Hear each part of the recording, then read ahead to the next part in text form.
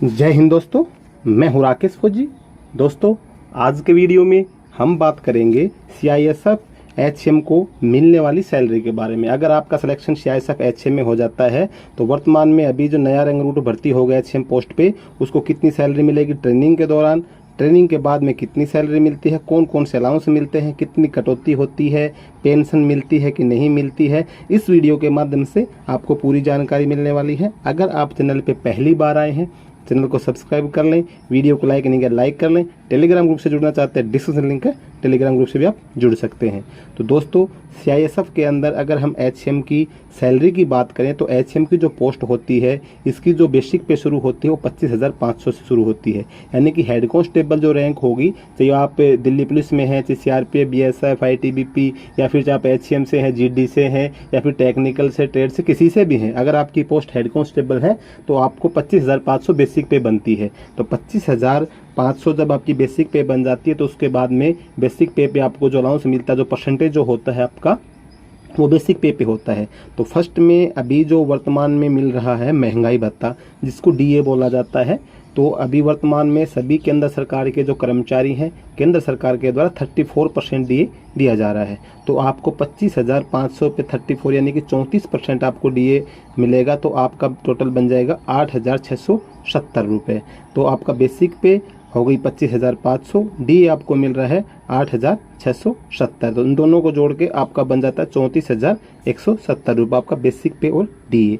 इसके बाद में आपको जो अलाउंस मिलते हैं, उसके बाद आपको मिलता है एचआरए, हाउस रेंट अलाउंस।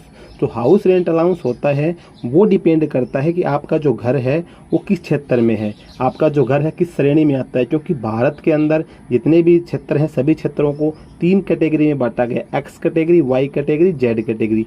इसको आपकी जानकारी होगी, अगर नहीं जानकारी है तो मैं बता देता हूँ।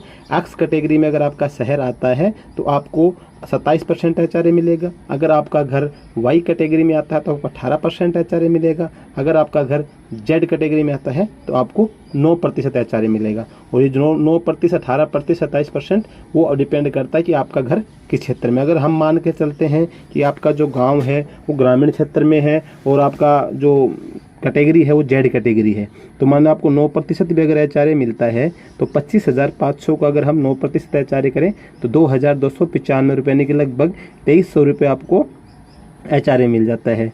उसके अलावा मिलती है राशन मनी। तो राशन मनी लगभग आपको 3,800 रुपये के समथिंग मिल जाती है। तो ये तो राशन मनी जो होती है आपके अकाउंट में आती है। लेकिन इसका क्या सिस्टम होता है कि आप जिस दिन मैस में खाना खाते हैं तो जैसे आपका मंथ कंप्लीट हो गया, आपकी राशन मनी आपके अकाउंट में ही निकाल के आपको मैस इंचार्ज को देनी होती है।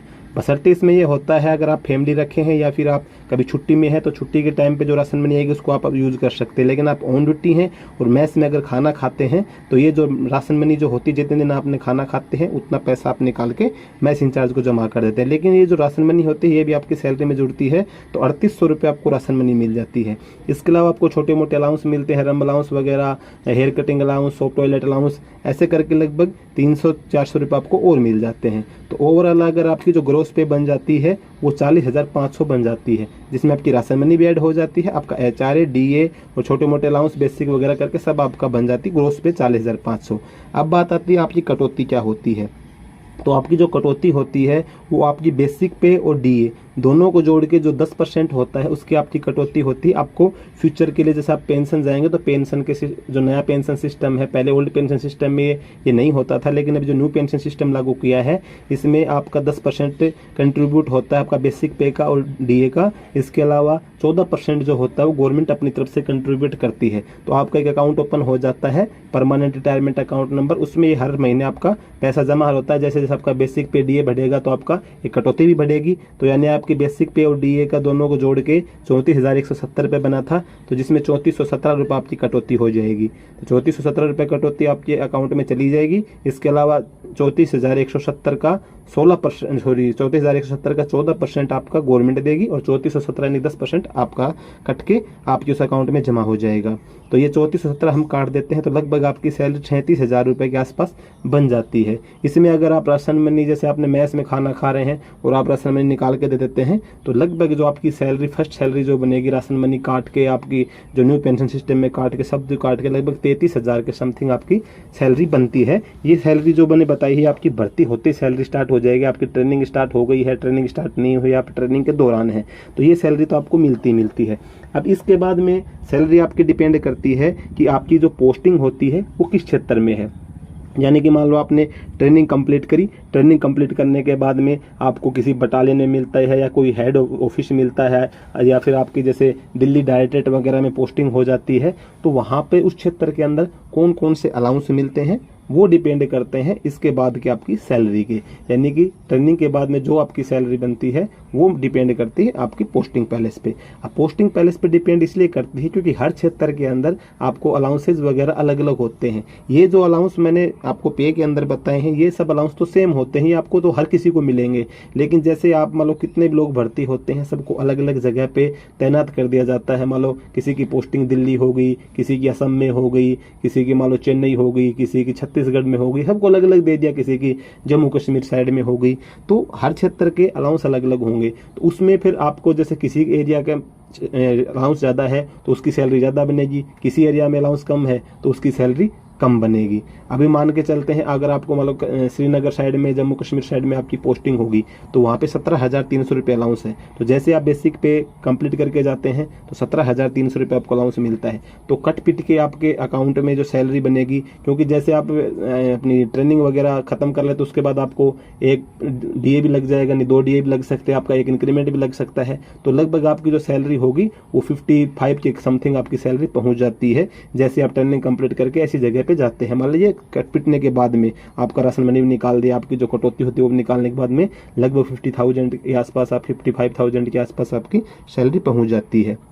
या फिर आपकी जैसे पोस्टिंग ऐसे क्षेत्र में हो जाती है जहाँ पे अलाउंसेज कम है, मान लो कहीं पे TPT मिलती है, कहीं पे रिस्क अलाउंस जो होता है 9,700 है, कहीं पे 6,900 है, कहीं पे 7,500 है। तो उस हिसाब से जितना अलाउंसेज आपको मिलेंगे, जो GD के जवानों को मिलते हैं या फिर कोई भी रैंक के जवान होते हैं जो उनको अलाउंस मिलते हैं, तो उनके बराबर ही अलाउंस आपको मिलेगा। अलाउंस जो होता है वो क्षेत्र के हिसाब से होता है। तो जो आपकी जो पे है वो डिपेंड करेगी आपकी में, जैसे आपकी ट्रेनिंग के बाद में आपके पोस्टिंग पैलेस के ऊपर। तो सैलरी की डिटेल आपको समझ में आ गई, कितनी सैलरी मिलेगी, कौन कौन से अलाउंस मिलते हैं। इसके अलावा अगर हम बात करें पेंशन की, तो पेंशन आपको ओल्ड पेंशन सिस्टम था वो 2004 के बाद में जो जवान भर्ती हो गए हैं सेंट्रल आर्मेड पुलिस फोर्स में, उनको पेंशन नहीं मिल रही है। पेंशन जो आपको मिलेगी वो नए पेंशन सिस्टम के हिसाब से मिलेगी। जो मैंने आपको बताया है कि आपकी जो 10% कटौती आपकी हो रही है, 14% जो कटौती हो रही है वो आपकी हो रही है गवर्नमेंट की तरफ से। यानी कि हर महीने आपके अकाउंट में 24% कंट्रीब्यूशन होता है। फिर जब आप पेंशन जाते हैं तो उसी पैसे से कुछ परसेंट की आपकी पेंशन बना दी जाती है, कुछ परसेंट आपको नगद दे दिया जाता है। तो ये होता है आपका पेंशन का सिस्टम। तो इस हिसाब से आपको पेंशन मिलने वाली है। ओल्ड पेंशन सिस्टम के हिसाब से आपको पेंशन नहीं मिलने वाली है। तो आपको जहां तक है मेरा विचार, आपका डाउट क्लियर हो गया होगा। आज के वीडियो में इतनी जानकारी थी। अगर ये जानकारी आपको अच्छी लगी हो तो वीडियो को लाइक कर देना, चैनल को सब्सक्राइब कर देना। इसके संबंध में कोई आपका डाउट हो तो कमेंट करके बता सकते हैं। जय हिंद।